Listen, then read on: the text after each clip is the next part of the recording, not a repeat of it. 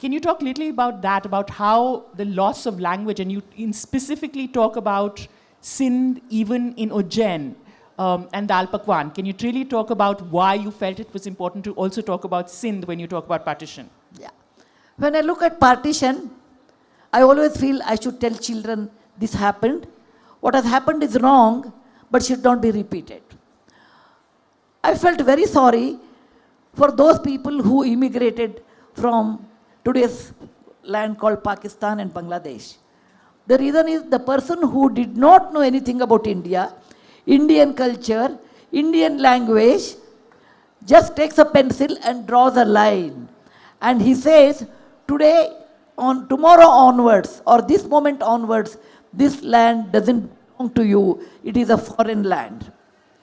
How heartbreaking it is. Suppose somebody comes and tells me, tomorrow onwards, Karnataka is not yours. It's very hard for me to take it. And that pain of those people who lived in that land, overnight they became refugees in their own land, leaving their culture. And they were in that land for hundreds of years. For example, if anybody is a Sindhi here, I really feel bad for them. At least in Punjab, after division, Punjabis had some land which called Punjab, where their language was spoken. Bangladesh, still, it was 1902, it was divided. Still, there was a place called Bengali speaking area, that is Bengal. But for Sindhis, they not only lost the land, they did not get any land of their own. There is no small portion of Sindh in India, today's India. Yeah. They lost land, they lost their language, they lost their culture. And next generation switched to Hindi. In 3 generations, you know, Sindhi is one of those forgotten languages. Yeah. I really feel bad for that because it is the original Indus Valley civilization. Mohenjo-daro, Harappa is the original Indus Valley civilization. And this partition made them losing their culture. And that's one of the reasons I wanted our next generation to understand the importance of mother tongue, importance of their land, and importance of the culture in that land that led to this Nooni's third adventure. You said that you did a lot of research for it, and I would like to also talk about that. You said you went to the airport to test out whether you could change the backpack or not. But you also went to Amritsar. Can you talk really about the I will tell you the journey.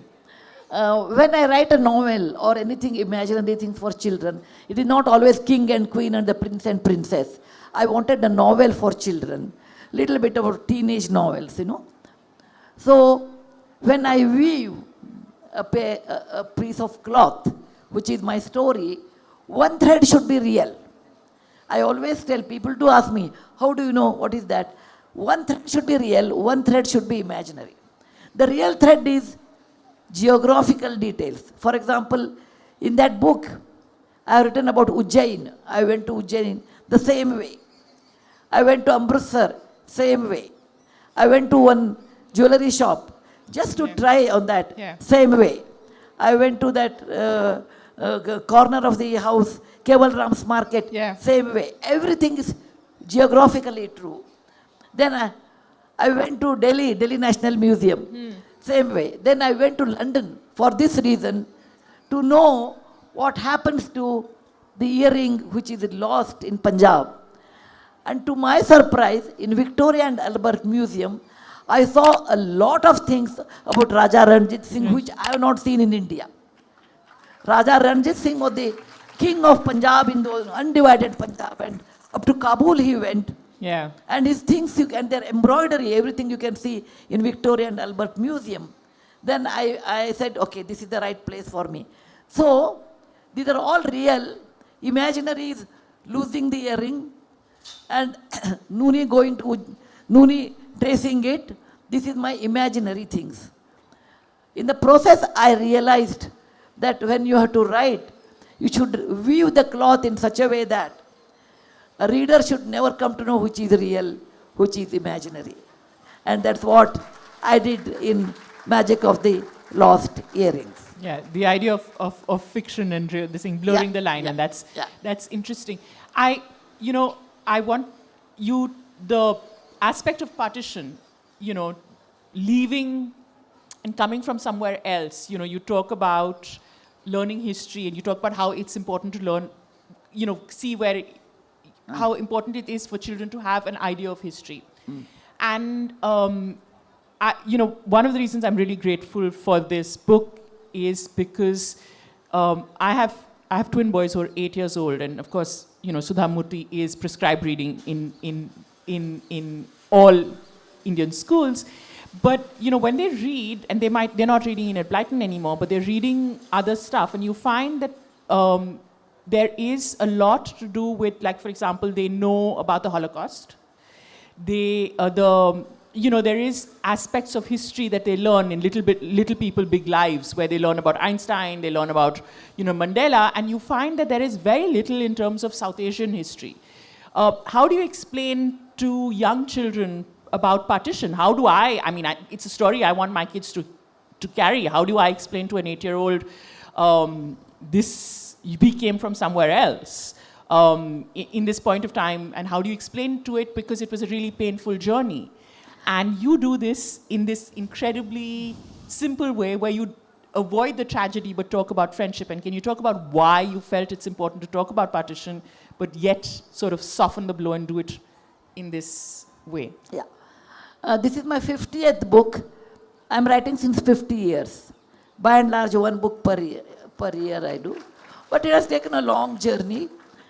I used to write initially in Kannada, which is my mother tongue, because I'm a Kannada medium student, Up to 10th class, I did not know how to write one paragraph in English, because I learned mathematics, physics, science, everything in Kannada. Yeah. And English being the language in engineering, so I have to learn English. Yeah. And I learned it. But my initial books were always in Kannada. In 2000, like your grandfather, illustrious grandfather, T.J.S. George was the editor of New Indian Express. I think today is the New Indian Express. If it is there, it's my tribute to them. He told me, Sudha, why are you not writing English? I said, no, I'm a Kannada writer, author. He said, no, you can write, you are a rider. You can ride a scooter, you can ride a car, you can ride a truck, okay, whatever you want to do. But language is the vehicle, and you start writing in English. And he gave me the first break, and I started writing columns.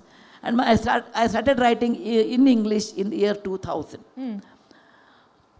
And the advantage of writing in English, I realized, was that it can be translated to different languages in India. Today, you take 100 rupees note and count how many languages are there. That many languages my books are available. So that is the advantage of writing in English. So out of these 50 years, I have written 25 books for children. And a few travelogues, a few technical books, and 9 novels, and 6 experiences of my work at Infosys Foundation.